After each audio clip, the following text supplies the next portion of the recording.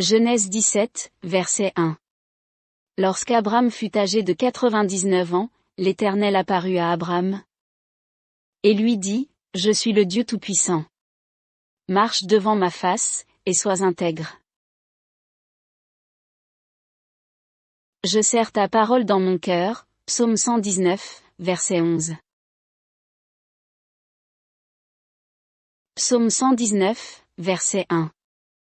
Heureux ceux qui sont intègres dans leur voie, qui marchent selon la loi de l'Éternel. Car, comme l'éclair part de l'Orient et se montre jusqu'en Occident, ainsi sera l'avènement du Fils de l'homme. Matthieu 24, verset 27. Psaume 119, verset 1. Heureux ceux qui sont intègres dans leur voie, qui marchent selon la loi de l'Éternel. Heureux les hommes qui ont une conduite intègre et suivent dans leur vie la loi de l'Éternel.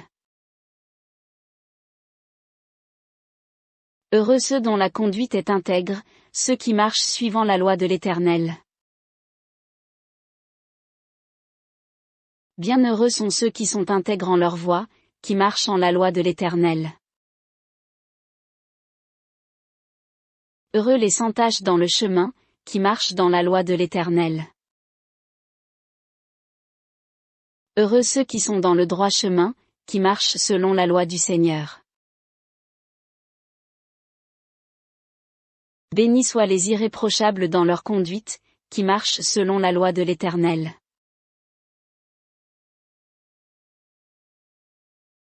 Ta parole est la vérité. Jean 17, verset 17.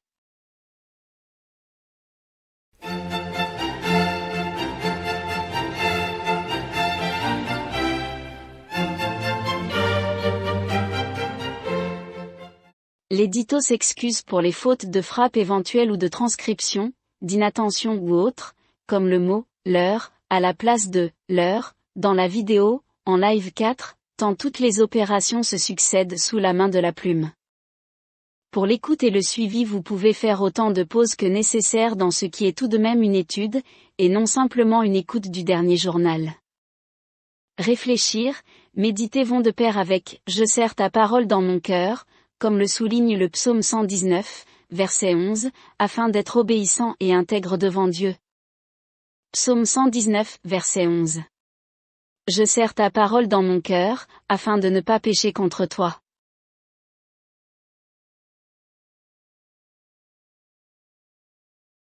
Édito qu'il dit. Qu'ils le disent tôt, moi je veux bien. Mais je crois que je vais finir tard.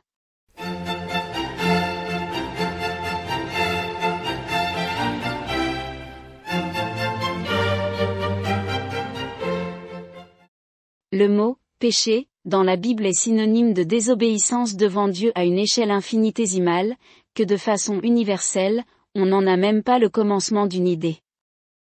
On pense que devant Dieu et les hommes, tuer, voler ou d'autres voies de fait, seraient des péchés désobéissants mortels à la façon de l'Église de Rome.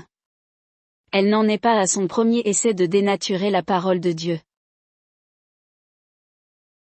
Il suffit pour cela d'ouvrir la Bible pour constater qu'un verset comme « tu ne convoiteras pas » ou une colère sont traités par Dieu comme un vol, pour convoiter la femme du prochain d'un peu trop près, et la colère comme des crimes meurtriers au premier degré. Ce qu'a réajusté le Fils de Dieu, le Seigneur Jésus-Christ par une pointe de pensée divine qui n'est pas du tout de nos pensées, lorsque la vengeance fait surface qui nous condamne à la peine de mort par Dieu si nous prenons l'initiative d'exécuter à titre individuel une sentence qui appartient à Dieu ou à la collectivité, qui exercera le bras de l'Éternel. La vengeance est devant Dieu de la même acabit que le délit lui-même. Ésaïe 55, versets 8 et 9. Car mes pensées ne sont pas vos pensées, et vos voix ne sont pas mes voix, dit l'Éternel. Autant les cieux sont élevés au-dessus de la terre, autant mes voix sont élevées au-dessus de vos voix, et mes pensées au-dessus de vos pensées. Exode 20, verset 17. Tu ne convoiteras point la maison de ton prochain, tu ne convoiteras point la femme de ton prochain, ni son serviteur, ni sa servante, ni son bœuf, ni son âne, ni aucune chose qui appartienne à ton prochain. Matthieu 5, versets 21 et 22. Vous avez entendu qu'il a été dit aux anciens, tu ne tueras point, celui qui tuera mérite d'être puni par les juges. Mais moi, je vous dis que quiconque se met en colère contre son frère mérite d'être puni par les juges. Que celui qui dira à son frère, Raka, mérite d'être puni par le Sanhédrin, Raka, étant un terme injurieux, d'origine syriaque, tête sans cervelle. Et que celui qui lui dira, insensé, mérite d'être puni par le feu de la géhenne. Deutéronome 22, versets 6 et 7. Si tu rencontres dans ton chemin un nid d'oiseau, sur un arbre ou sur la terre, avec des petits ou des œufs, et la mère couchée sur les petits ou sur les œufs, tu ne prendras pas la mère et les petits, tu laisseras aller la mère et tu ne prendras que les petits, afin que tu sois heureux et que tu prolonges tes jours. Et si vous voulez raccourcir vos jours sur terre, ce verset ouvrira un contentieux entre vous et l'Éternel. C'est écrit. Tuer un homme ou prendre un nid dans son ensemble à notre Dieu créateur de la vie, vous coûtera, vie pour vie. Et tôt ou tard, il vous faudra en découdre avec le jugement de Dieu. On ne touche pas impunément ce qui appartient à Dieu, la vie. Même si ce n'est qu'un oiseau. Et bien que l'édito l'ait déjà souligné, le contentieux de l'homme avec son Dieu créateur et souverain, roi des rois, et seigneur des seigneurs et des serviteurs que nous sommes tous, comme pourraient l'être les anges devant la face de l'Éternel, dont celui qui est le plus proche se voile la face et les pieds devant la pureté de Dieu multifois saint, et bien à part de la création que nous sommes, pour n'être pourtant qu'à son image. Et comme le chantait Enrico Macias, gare à celui qui touche à un enfant, ou à ce qui lui appartient. Car jeune ou vieux, il est l'enfant de la création de Dieu. C'est le plus frondeur de tout l'orphelinat. On cite en exemple son sale caractère, et on le punit car on ne l'aime pas. Qu'il soit un démon, qu'il soit noir ou blanc, il a le cœur pur, il est toute innocence. Qu'il soit né d'amour ou par accident, malheur à celui qui blesse un enfant. Proverbe 6, verset 29. Il en est de même pour celui qui va vers la femme de son prochain, quiconque la touche ne restera pas impuni. Proverbe 11, verset 21. Certes, le méchant ne restera pas impuni, mais la postérité des justes sera sauvée. Ésaïe 6, verset 2. Des séraphins se tenaient au-dessus de lui, ils avaient chacun 6 ailes, 2 dont ils se couvraient la face, 2 dont ils se couvraient les pieds, et 2 dont ils se servaient pour voler. Et, bien qu'il y ait un jeu de mots fortuits juste au-dessus, pour ce qui est du vol et de la peine de mort, l'homme en connaît un rayon. Pour avoir commencé très tôt, et ce, peu de temps après la création que l'édito a déjà évalué selon certains textes bibliques, pour se retrouver chassé du jardin d'Éden avec sa tête mise à prix par l'Éternel qui avait promis, tu mourras certainement. Genèse 2, verset 17. Mais tu ne mangeras pas de l'arbre de la connaissance du bien et du mal, car le jour où tu en mangeras, tu mourras. But of the tree of the knowledge of good and evil, thou shalt not eat of it, for in the day that thou eatest thereof thou shalt surely die. Et pour 2 fruits, et 3 ou 4 iotas suivant la langue, l'homme a mis sa tête à prix devant l'Éternel qui ne souhaite que voir que l'obéissance de ses créatures, qu'elles soient, anges, ou, hommes, afin de pouvoir rester dans la présence de Dieu. 1 Samuel 15, verset 22. Samuel dit, l'Éternel trouve-t-il du plaisir dans les holocaustes et les sacrifices, comme dans l'obéissance à la voix de l'Éternel? Voici, l'obéissance vaut mieux que les sacrifices, et l'observation de sa parole vaut mieux que la graisse des béliers. Et le Seigneur Jésus est venu vers nous afin de nous l'enseigner comme un rapport essentiel si on veut plaire à Dieu. Hébreux 5, versets 7 à 10. C'est lui qui, dans les jours de sa chair, ayant présenté avec de grands cris et avec larmes des prières et des supplications à celui qui pouvait le sauver de la mort, et ayant été exaucé à cause de sa piété, a appris, bien qu'il fût fils, l'obéissance par les choses qu'il a souffertes, et qui, après avoir été élevé à la perfection, est devenu pour tous ceux qui lui obéissent l'auteur d'un salut éternel, Dieu l'ayant déclaré souverain sacrificateur selon l'ordre de Melchizedek. Et l'obéissance de Christ l'a été selon toutes les prophéties qui le concernent, jusqu'à ce qu'il le déclare lui-même à la croix. Jean 19, verset 30. Quand Jésus eut pris le vinaigre, il dit, « Tout est accompli. » Et, baissant la tête, il rendit l'esprit. Soit, tout, ce qu'avaient écrit les prophètes de l'Éternel sur une période de 11 siècles. Matthieu 26, verset 56. Mais tout cela est arrivé afin que les écrits des prophètes fussent accomplis. Alors tous les disciples l'abandonnèrent, et prirent la fuite.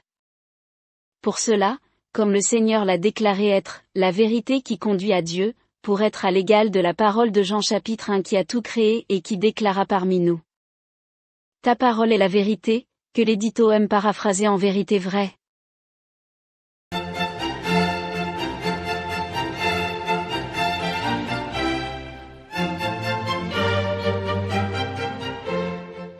Qui n'est pas biblique, puisque Dieu l'Éternel, Dieu Tout-Puissant, d'Abraham, est vénéré par les trois grandes religions, juives, chrétiennes, musulmanes.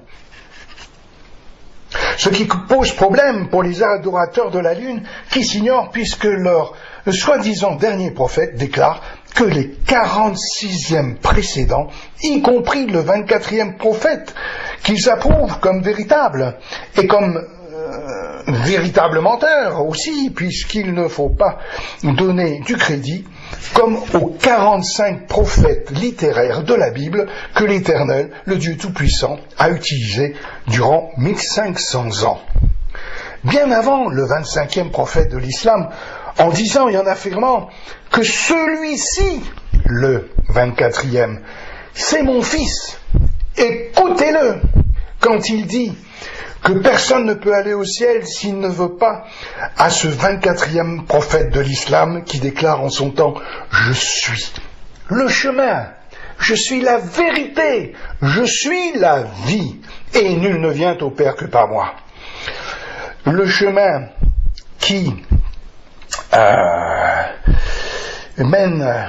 qui va à Dieu, qui va au ciel, la parole de Dieu dit clairement que c'est Jésus, le plus grand prophète de tous les temps, pour être appelé par l'Éternel Dieu Tout-Puissant, que Jésus et son Fils ne font qu'un dans Jean chapitre 10, verset 30. Non pas que le Fils sorti du ventre de Marie, ce n'est pas de ce Fils-là dont il est question dans les Écritures, du côté spirituel, bien que Jésus-Christ soit le Fils aîné de Marie. Mais c'est le Fils qui est sorti du Père, qui l'a engendré, soit une façon de dire que Dieu s'est fractionné, comme mentionné dans Jean chapitre 10, verset 30, « Moi et le Père, nous sommes un ». Et cela vient de la bouche même du Seigneur Jésus, qui se place même en premier devant l'Éternel, le Dieu Tout-Puissant d'Abraham, en disant « Moi, Jésus-Christ, et le Père, nous sommes un ». Alors qu'il aurait dû dire « Moi, si je regarde la politesse dans les langues, on mentionne les autres en premier, surtout que le Seigneur Jésus dit et enseigne d'honorer ses parents. Honore ton père et ta mère. Et là, il se place en premier. Et nous le verrons dans les études de l'édito, pourquoi Jésus se place en premier. Pourquoi il se place à la tête de cette Trinité. Pourquoi il se place à la tête d'Ésaïe chapitre 9, verset 6. Pourquoi toujours lui, la tête, et le Saint-Esprit et le Père qui est au ciel prennent la seconde place. Et tout comme le signale Ésaïe 9, 6, que l'enfant qui nous est né, ce Fils de Dieu qui nous est donné comme médiateur, est à la fois l'admirable Dieu, un composé du Saint-Esprit conseiller, Dieu puissant, Jésus-Christ, créateur du ciel et de la terre jusqu'aux confins des galaxies, avec pour seule puissance, non pas la toute-puissance de Dieu, mais celle du Dieu puissant. Le Dieu puissant. Retenez bien cela, le Dieu puissant, le Dieu de la parole de Jean chapitre 1, par qui toute chose a été créée. Dieu n'a pas utilisé toute la puissance de Dieu, il a simplement utilisé son Fils. Dieu puissant, germe sorti du Père éternel, dont il est également l'essence de l'Esprit, par qui il se proclame être Dieu, un Dieu unique, en Jean chapitre 10, verset 30.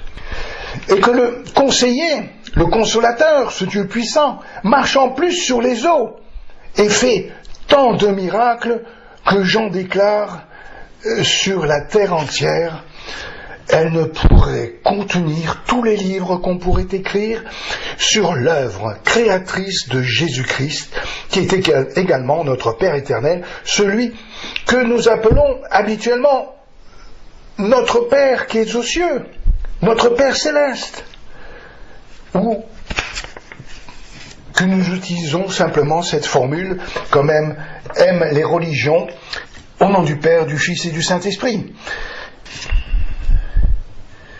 Et que le consolateur, ce Dieu puissant, marche en plus sur les autres, et faisant tant de miracles que Jean déclare que sur la terre entière, elle ne pourrait contenir tous les livres que l'on pourrait écrire sur l'œuvre créatrice de Jésus-Christ, qui est également notre Père éternel, celui que nous appelons Père céleste, ou notre Père qui est aux cieux, qui, avec l'enfant, le Fils donné dans Ésaïe chapitre 9 verset 6, l'admirable conseiller, Dieu puissant, Père éternel et Prince de la paix, font de ce Dieu un, selon Jean 10 verset 30, l'éternel Dieu tout-puissant, qui déclare son amour à Abraham, père de tous les croyants, en lui disant, eh bien, marche devant ma face et sois intègre.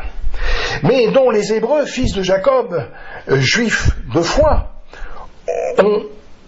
ou incrédules, ne croient pas pour adorer qu'éventuellement que l'Éternel, mentionné 5900 fois dans l'Ancien Testament, le Dieu d'Israël, rejetant ainsi le fils d'Ésaïe, chapitre 9, verset 6, reniant leur prophète, qui le déclare et l'annonce, reniant ainsi leur Torah, reniant la Bible qui fut donnée par Dieu à 39 de leurs prophètes qui l'ont mis par écrit.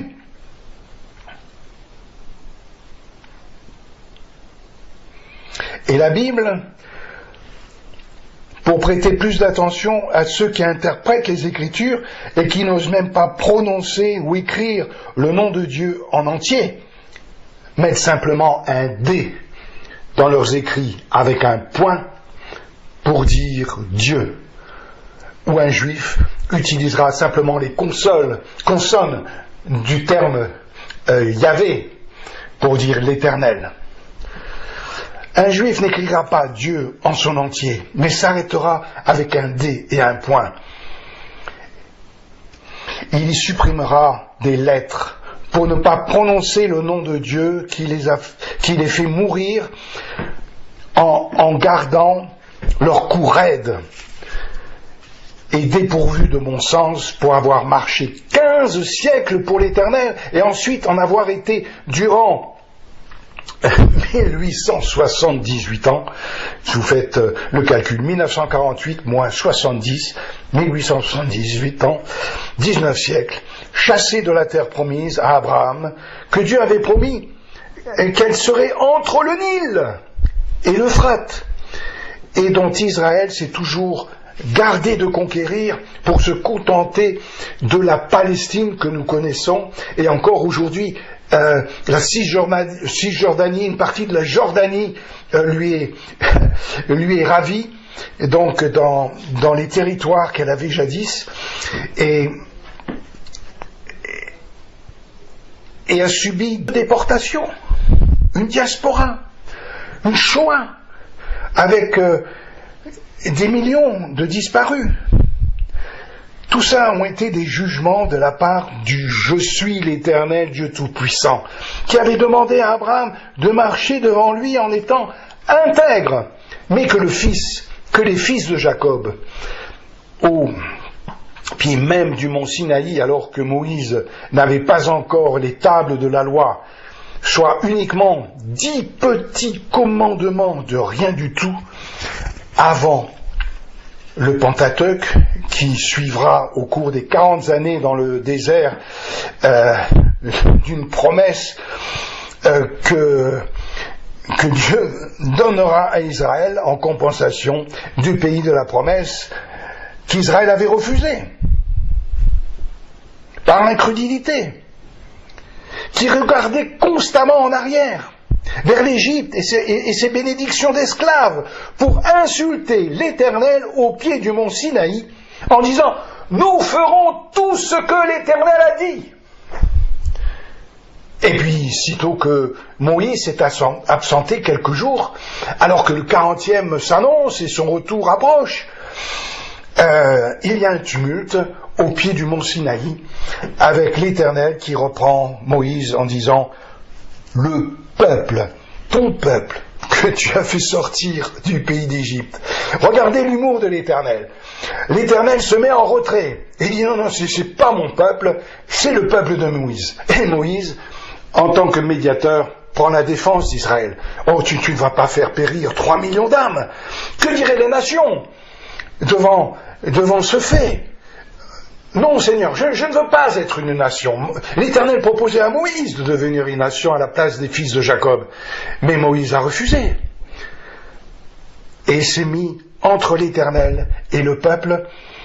Et quand Moïse va descendre,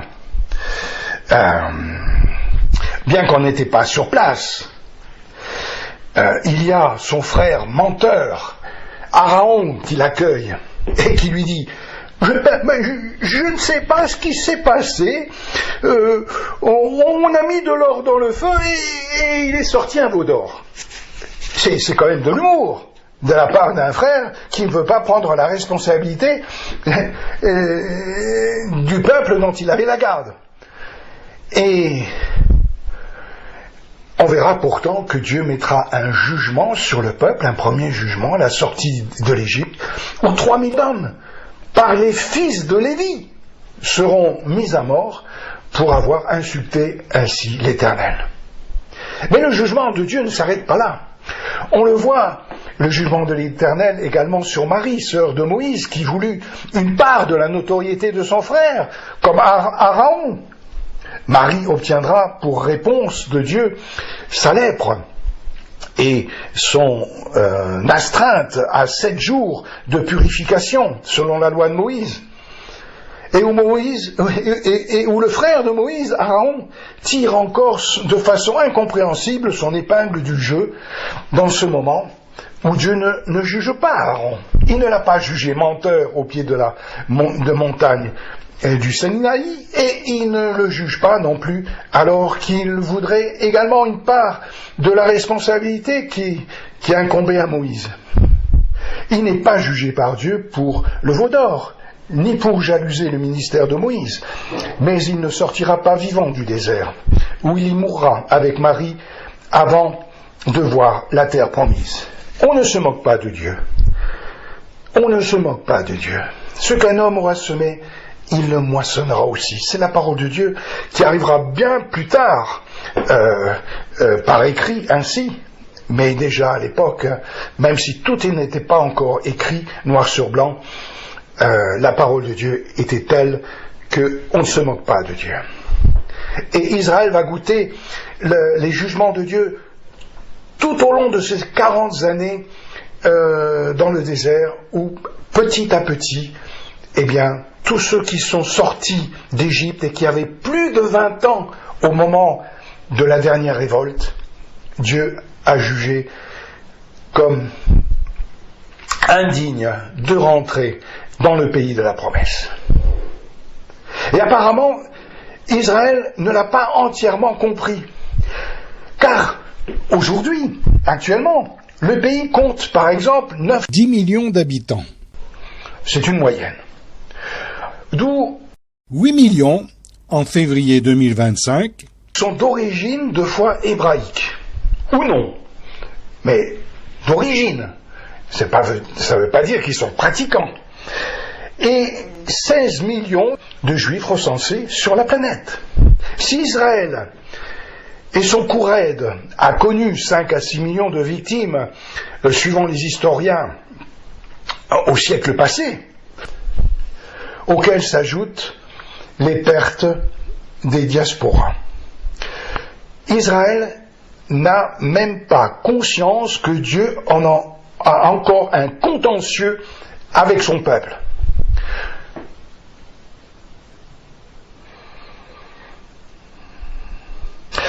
Si vous regardez cette prophétie,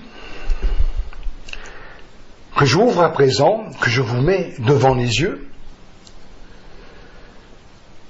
Israël, apparemment, là on oublie. Parce que 2/3 sur 16 millions, si vous calculez bien, ça fait bien plus que la dernière Shoah. Et l'édito dans l'ouvrage qu'il a écrit il y a des années, et qui a été publié en 2020, le souligne dans ce livre appelé La Grande Shoah. Israël est invité par l'Éternel à se repentir, à goûter son Messie, Jésus-Christ. Mais par cette rébellion, Israël va faire face avec les nations dont elle a voulu avoir un héritage en abandonnant la royauté de l'Éternel, jadis du temps de David, de Saül, en voulant un roi, en rejetant une fois de plus l'Éternel comme le roi des rois, voulant s'associer aux nations, eh bien Dieu va faire cela avec son peuple. Il va juger son peuple durant la grande tribulation avec les nations. Et 2/3 de 16 millions en 2023, si vous le calculez bien, ça fait 10 millions et demi, voire 11 millions et demi par extrapolation sur les chiffres de 2025. Ils tomberont sous peu durant ces jugements de 21 plaies, 7 sceaux, 7 trompettes et 7 coupes qui sont décrites dans le livre de l'Apocalypse, chapitre 6, 9, 16, ou si je ne me trompe pas, ou à moins que ce soit 19, ou 16, je pense que c'est 16.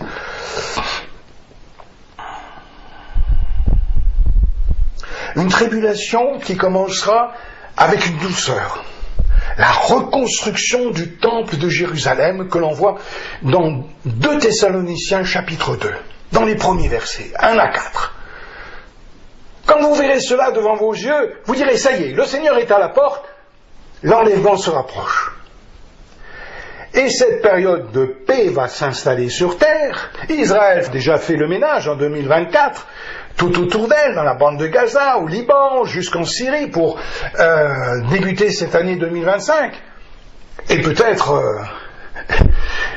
y a-t-il encore des prétendants qui souhaitent se battre avec ce pays, et qui a pour bras quand même le bras de l'Éternel. Car l'Éternel veille sur son peuple. Ce sont ses yeux, nous dit la parole de Dieu. Et si on touche à Israël, même si Israël est désobéissante, l'Éternel sera son défenseur. Égard à la nation qui lève la main ou ses pensées contre Israël. Si vous n'avez pas une bénédiction pour Israël, vous avez à craindre une sanction et un jugement de la part de Dieu. Bénissez Israël. Bénissez-le, même si vous pensez qu'elle a tort. Donnez raison aux Palestiniens, à Gaza. Donnez raison à ceux du Liban. Donnez même raison aux patries domiciles en Syrie. Mais surtout, ne parlez pas contre Israël. Dieu vous en tiendra rigueur. Il y a des prophéties dans la parole de Dieu. Si j'en trouve, je vous les mets sous les yeux. Sinon, vous les chercherez dans la parole de Dieu. Elles sont éclatantes. Et gare à celui qui ne prête pas attention à la parole de Dieu. Et durant cette période de paix, eh bien, qui durera 3 ans et demi, une paix relative, où, selon un des prophètes qui déclare, lorsqu'on dira paix et sûreté, alors une ruine soudaine paraîtra. Et où 8 milliards de personnes vont goûter les pieds de l'Éternel. Et je vous expliquerai cela dans un instant. Vous ne voulez pas de la main protectrice de Dieu, celle de Jean chapitre 10, versets 27, 28, 29, qui vous dit, eh bien, si vous m'aimez et si vous me confiez votre vie, je vous garde dans ma main. Je vous garde dans la main du Père. Personne ne vous ravira de la main du Père ou personne ne vous ravira de la main du Fils. Car moi et le Père, nous sommes un. Nous avons le même objectif, c'est de sauver tous les hommes d'ici-bas. Dieu désire votre salut. Mais si vous ne voulez pas être sauvé, eh ben, vous ne levez pas la main. Vous êtes au milieu de l'océan, entouré de bateaux qui tournent autour de vous, mais vous ne levez pas la main pour crier « Eh oh, je suis là, quelqu'un pour me secourir ?» Ben, si vous ne levez pas la main vers Dieu pour dire, comme le brigand sur la croix, « Souviens-toi de moi lorsque tu viendras dans ton règne », eh bien Dieu n'aura pas de regard sur vous, puisqu'il ne vous entendra pas l'appeler. Ne pensez pas que Dieu est injuste s'il ne vient pas vers vous. Car la Bible dit ceci, elle le dit à qui? À Israël, l'enfant au cou raide, où le Seigneur Jésus dit, vous me chercherez, vous me trouverez, si vous me cherchez de tout votre cœur. Si vous avez un cœur pour chercher l'Éternel, il se laisse trouver. Regardez Matthieu 6, verset 6, il est dans votre chambre. Oui, mais c'est pas la chambre de votre maison, c'est pas la chambre de votre immeuble. C'est la chambre de votre cœur, votre lieu secret, votre cœur, âme, pensée, là où Dieu se trouve, chaque soir. Et il frappe à la porte en Apocalypse chapitre 3, verset 20. Et il frappe. Et il attend que vous ouvriez la porte. La poignée n'est pas de son côté, elle est du vôtre. Et si vous ne mettez pas le bon cœur pour lui ouvrir la porte, et votre conscience vous reprend, bien souvent en disant, ça, il ne faut pas faire, il ne faut pas tuer, il ne faut pas voler, il ne faut pas essayer de tromper les impôts, il faut faire que de bonnes choses. Mais même si vous les faites, cela ne vous sauvera pas. C'est juste pour vous dire que nous avons une conscience et que la décision nous appartient de choisir de faire la volonté de Dieu ou pas. Donc, si vous ne voulez pas de Christ, la porte ne s'ouvrira pas, et si vous ne voulez pas du Père, notre Père qui est aux cieux, dans Matthieu 6, versets 9 à 13, eh bien, l'allégeance, Dieu ne l'entendra pas de votre bouche. C'est dit vœu que Dieu voudrait que vous prononciez avec tout l'ardeur de votre corps, compris, puisque Dieu nous a donné la vie, le mouvement et l'être, dans Actes chapitre 17, et que ce premier cadeau, ce premier talent dans la parabole des talents, c'est ce que Dieu nous a donné. Il nous a donné la vie.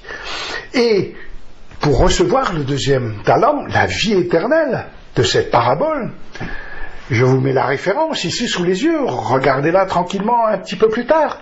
Si vous voulez la vie éternelle, ne pas être chassé du royaume de Dieu, de la présence de Dieu, ne pas être un serviteur inutile. Eh bien, si vous ne voulez pas être un serviteur inutile, Dieu dit, venez au banquier. Il y a un S, c'est un pluriel, le Père et le Fils. Et en acceptant de vous donner à Dieu, vous recevrez en échange la vie éternelle. Ce deuxième talent dont vous avez besoin pour aller au ciel, qui va passer par votre repentance, mentionnée dans les Écritures. Regardez, je vous mettrai tout à l'heure, un petit peu plus tard, la repentance du brigand. 35 secondes de lecture Et votre vie peut changer du tout au tout. Simplement parce que vous dites à Dieu, souviens-toi de moi. Souviens-toi de moi. Regarde dans quelle détresse je suis. Mais si vous êtes en bonne santé, si vous ne voulez pas du bon médecin, personne vous oblige à téléphoner à Doctolib et à vous inscrire pour prendre un rendez-vous. Vous êtes en bonne santé, vous n'allez pas voir le médecin. Mais si vous voyez votre péché désobéissant dans votre vie, si vous reconnaissez votre faiblesse devant Dieu, que vous êtes impur, et la Bible dit clairement que tous nous avons ce même fléau au-dessus de notre tête. Tous nous avons désobéi. Tous ont péché et sont privés de la gloire de Dieu. C'est-à-dire que même le pasteur qui prêche le dimanche matin, qui arrive dans chapitre 3, verset 23, il dit « Mince, je prêche la parole, ça fait 40 ans que je prêche la parole de Dieu, et Dieu me dit « Je suis privé de la gloire de Dieu !» Comment est-ce possible? Oui, dans l'état actuel des choses, aucun d'entre nous, même votre serviteur qui vous parle, nous sommes tous privés de la gloire de Dieu. Mais le verset suivant, Paul adoucit de la part de son Seigneur qui l'envoie et nous dit que nous pouvons être gratuitement, ça ne coûte rien, ça ne vous coûtera rien, vous serez gratuitement justifiés, rendus juste comme l'enfant qui vient de naître. Si vous dites oui au Seigneur Jésus, mais il faut une volonté, un désir, un acte de foi. Si vous ne l'avez pas, si vous préférez faire des œuvres et vous accoutumer à être religieux plutôt que de croire à la promesse de Dieu où tout est accompli, eh bien, vous porterez le fardeau de votre désobéissance. Regardez le témoignage que vous avez sur cette chaîne de l'Édito Love. Le témoignage d'Agnès. Vous le trouverez facilement, il est sur la page d'accueil. Écoutez-le. Une femme religieuse qui rentre au couvent à 18 ans, qui en sort, je crois qu'elle avait pratiquement 35 ans, 17 ans après. Et pendant 17 ans de prière et de restrictions, elle ne fait que se lamenter en disant qu'elle a perdu cet amour qu'elle avait pour Dieu quand elle était jeune. Jusqu'à un ultime regard sur la parole de Dieu fait par quelqu'un que sa communauté ne voulait absolument pas qu'elle rencontre. Je vous laisse écouter, c'est édifiant. L'Édito est né dans cette même religion. Dès sa jeune, il est né, il porte le nom de Marie également, ma mère étant de cette même foi, et pendant 21 ans, il fut seulement accoutumé à Jean chapitre 1 verset 29, et à cette allégeance dont il ne savait pas trop quoi faire, mais qui lui enseignait quand même de certaines choses et d'en rentrer dans une église parce qu'il ne savait pas que dans sa chambre il pouvait parler à Dieu. Mais ça lui arrivait de le faire quand même. Et quand il voulait vraiment être seul avec le Seigneur, il rentrait dans une église et il cherchait la présence de Dieu. Il ne cherchait pas une statue, il ne cherchait pas une ambiance particulière. On lui avait dit que c'était ici que Dieu était, donc il y allait volontiers. Et à chaque fois qu'il avait besoin d'épancher son cœur, et pas parce que quelqu'un qui lui dit voici l'agneau de Dieu qui ôte le péché du monde, il faudrait bien venir la semaine prochaine aussi pour qu'on recommence, et que parce que la semaine prochaine l'agneau de Dieu ôtera aussi votre péché du monde. Et cela 52 fois par an pendant toute votre vie. C'est bien que vous arrivez à la fin de votre vie et dites encore, il faut que j'y aille encore ôter mon péché du monde. Je sais pas, mais ces amis qui annoncent l'évangile pourtant devraient croire ce que le Seigneur Jésus, quand il a prononcé cette dernière parole à la croix, avant de rendre son dernier souffle et de donner sa vie pour le monde entier, car personne n'a pris la vie du Seigneur Jésus. Il s'est offert lui-même en rançon pour vous et moi. Alors si vous ne voulez pas de cet amour, eh bien vous allez goûter être parmi ceux des 8 milliards, on vient de passer le cap des 200 millions au-delà de ces 8 milliards. Je vous mets en vidéo le site qui marche en continu. Vous pouvez relever l'adresse, je vous la mets en clair ici en dessous, et vous pouvez regarder de temps en temps. On a encore pris quelques millions de plus ces derniers jours, ou ce dernier mois. Et alors, ça devient, quand vous regardez les prophéties, quelque chose d'insupportable. Parce que quand vous prenez la vie d'un homme, quand vous voyez des gens mourir dans votre poste de télé, emportés par les eaux qui arrivent à votre toiture et qui coulent, comme on l'a vu à Valence, en Espagne, ou qui entraînent toute la boue, et où les hommes, femmes et enfants meurent dessous ces détritus de boue et de flots qui les emportent. Parce que nager déjà dans une eau qui est propre et qui coule dans un torrent, c'est une chose difficile, mais si en plus il y a de la boue et des gravats de toutes sortes, cela devient impossible de survivre. Et pourtant Dieu permet, la Bible nous dit qu'il est à l'origine de la pluie et du soleil. Donc votre météo d'aujourd'hui, eh bien, il faut savoir que votre météo que vous avez dans votre ville aujourd'hui, c'est celle que Dieu a pensée il y a bien des années en arrière. Il n'est pas surpris en disant, mais tiens, qu'est-ce que je vais mettre comme météo sur cette ville aujourd'hui, sur la ville de l'Édito. Est-ce qu'on va mettre soleil, un peu de pluie, un orage, une tornade, un ouragan?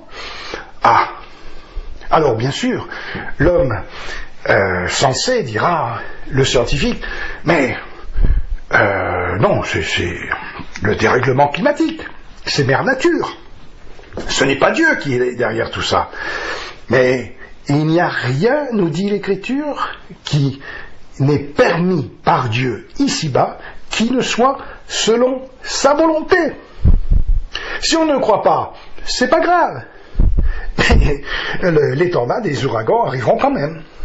Alors, on ne l'attribuera pas à Dieu, on dira que c'est la force de la nature, bien soit, mais si on est une de ses victimes et qu'on se retrouve face à face à l'Éternel qui dit, alors, il t'a plu mon ouragan ou ma tornade?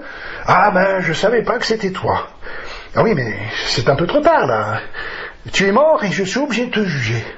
Tu as refusé le Seigneur Jésus, mon sauveur, que je t'avais envoyé pour qu'il prenne ta place sur la croix et tu n'en as pas voulu. Alors j'ai essayé de te faire lever les yeux devant mes nuages, devant mes tornades, devant mon soleil brûlant durant l'été. Mais tu n'as pas pensé à moi. Il y a même une prophétie dans le livre de l'Apocalypse, c'est celui de la dernière couche. Je vais vous mettre la référence, je vais vous mettre le texte même, je vous l'affiche, et regardez bien. Faites une arrêt sur image, et regardez. L'homme ne se plaint pas à la fin de la tribulation, à la fin de 21 plaies, le peu qui va rester de ces 8 milliards. Je vais vous le dire dans quelques instants combien vont rester. Le peu qui vont rester de ces 8 milliards ne se plaignent pas du fait que les montagnes ont disparu. Ils ne se plaignent même pas que leur ville a disparu. Ça fait déjà depuis 1200 et quelques jours qu'ils vivent dans les cavernes et dans les trous de souris, selon ce qui est déclaré en Apocalypse chapitre 6 avec le 6e sceau. Et ils ne sont pas étonnés. Ils ne sont pas étonnés de voir disparaître les montagnes. Ils ne sont pas étonnés du grand tremblement de terre qui va secouer la terre entière et qui mettra les villes sous forme d'un tas de gravats. Imaginez cela. C'est impensable. C'est impensable. C'est impensable quand on le lit, quand on réfléchit que Dieu décrit en quelques mots Lisez bien, c'est pas tout un article qui vous l'explique, c'est juste quelques mots. Et la seule chose que Dieu donne en prophétie, des paroles en ce temps-là, puisque Dieu est actuellement dans l'éternité future, et donc il sait déjà tout ce qui concerne notre époque et notre vie jusqu'à la fin du millénium, donc il n'y a rien de caché pour lui. C'est pas la peine de dérober quelque chose. Dieu sait ce que vous avez fait et ce que vous ferez de mauvais demain. Il le sait déjà. L'apôtre Jean était celui qui reposait sa tête sur l'épaule du Seigneur Jésus. Et le livre de l'Apocalypse est de sa main. Il n'est donc pas un auteur farfelu d'un scénario pour un film catastrophe de le Hollywood du 1er siècle qui n'a jamais tourné un seul film. Nous sommes donc bien dans le livre de Dieu, la Bible, la parole de Dieu qui nous dit de faire attention. Car avant le grand trône blanc, et avant de faire, mourir, éternellement, ce qui est un mauvais jeu de mots, car si on est mort, on pense que l'on ne sentira plus ni douleur, ni peine et chagrin, alors que par l'évangile de Luc au chapitre 16, versets 19 à 31, le Seigneur Jésus-Christ, notre Créateur nous dit, lui, que ce lieu existe et que 99% de ses brebis vont y aller toutes seules pour ne pas avoir choisi les épaules du Seigneur Jésus. Le riche s'écria, Père Abraham, aie pitié de moi, et envoie Lazare, pour qu'il trempe le bout de son doigt dans l'eau et me rafraîchisse la langue, car je souffre cruellement dans cette flamme. Car j'ai 5 frères. C'est pour qu'il leur atteste ces choses, afin qu'ils ne viennent pas aussi dans ce lieu de tourment. Luc 15, verset 7. De même, je vous le dis, il y aura plus de joie dans le ciel pour un seul pécheur qui se repent, que pour 99 justes qui n'ont pas besoin de repentance.